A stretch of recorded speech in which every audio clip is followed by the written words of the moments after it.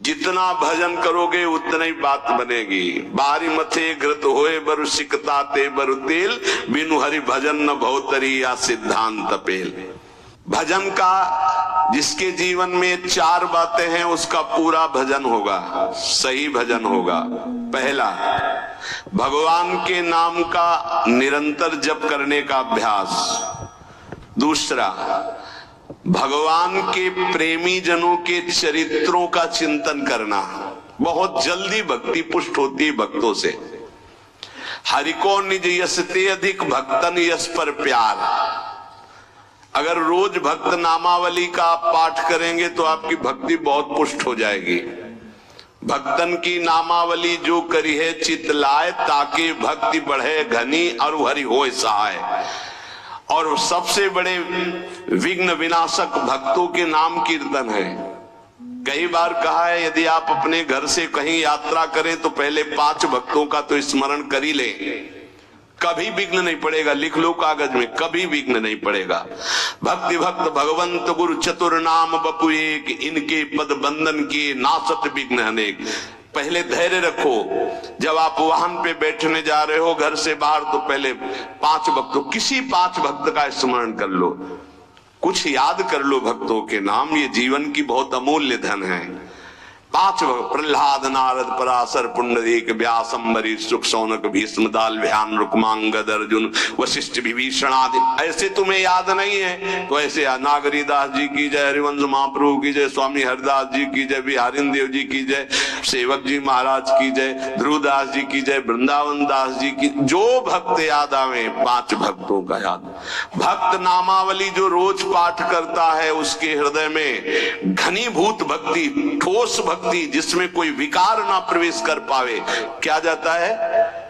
हमें लगता है अगर ध्रुवदास जी कृत 42 लीला में जो भक्त नामावली सब महान भक्तों के नाम है 30 मिनट में हो जाएगी, जल्दी से करोगे तो 7-8 मिनट में श्री भगवत रसिक जी द्वारा की हुई भक्त नामावली हो जाती है अगर रफ्तार से करो। हम सो इन साधुन सो सुख।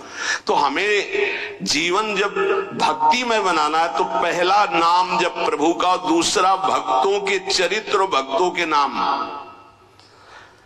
हरि को निज यश ते अधिक भक्तन यश पर प्यार, ये बात समझ लीजिए। कुछ भक्तों की नामावली सबको रोज करनी चाहिए। अपने यहाँ भगवत कृपा से श्रृंगार के बाद रोज होती भक्त नामावली, सबको करना चाहिए। अगर बड़ी नामावली करनी हो तो ध्रुवदास जी का, छोटी नामावली तो भगवत रसिक जी ने 7-8 मिनट में हो जाती है। तीसरा,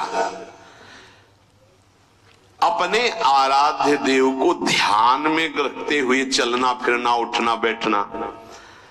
ये जो बिहारी जी का रूप है, जो राधा वल्लभ जी का रूप है, राधा रमन जी का रूप है, ये किसी मूर्तिकार ने नहीं बनाया, स्वयं प्रभु प्रकट हुए प्रिया प्रीतम से।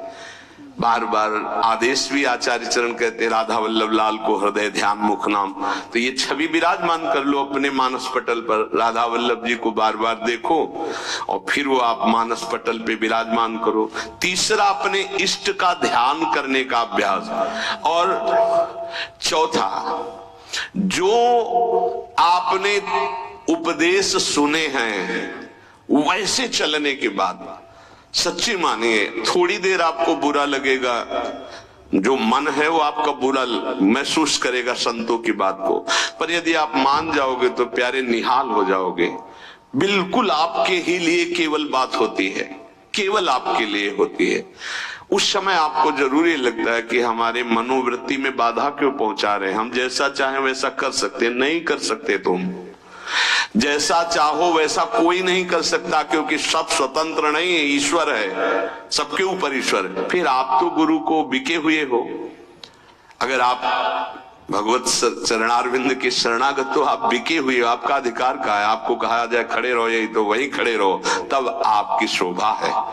अरे क्यों खड़े रहे, अब चले गए, ये आपकी शोभा, ये समर्पण की शोभा नहीं। समर्पण की शोभा तो वही है कि जो आदेश किया जाए उससे। चौथी बात है, जो शास्त्र आज्ञा, गुरु आज्ञा, संत आज्ञा हुई उसके अनुसार जीवन चलावे।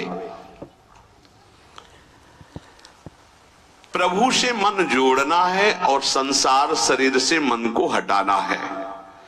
वो बड़े भाग्यशाली जन हैं जो विषयों से मन को हटाकर प्रभु में जोड़ते हैं। बड़े कृपालु प्रभु हैं। देखो ज्यादा हट करोगे कि हमें भोग चाहिए तो हरि गुरु दे देंगे, हमारी बात मानना। वो ये कहते जाएंगे कि ये जहर है, इसे मत खाओ, पर ज्यादा आप कहोगे तो हरि प्रसाद कुछ दुर्लभ नहीं, वो इसलिए दे देंगे कि एक बार देखो तुम संसार के अभी थपेड़े खाओ, फिर तुम्हें पता चलेगा। जब तुम कहोगे नहीं चाहिए तो एक सेकंड में ऊंचाई पर वो बैठाल देंगे। अगर पहले ही उनकी सलाह मान लो तो तुमको थपेड़े नहीं खाना पड़ेगा, जलना नहीं पड़ेगा, निकल जाओगे। मनुष्य जन्म का महान कर्तव्य निरंतर भगवत चिंतन करते हुए भगवत प्राप्ति कर लेना है।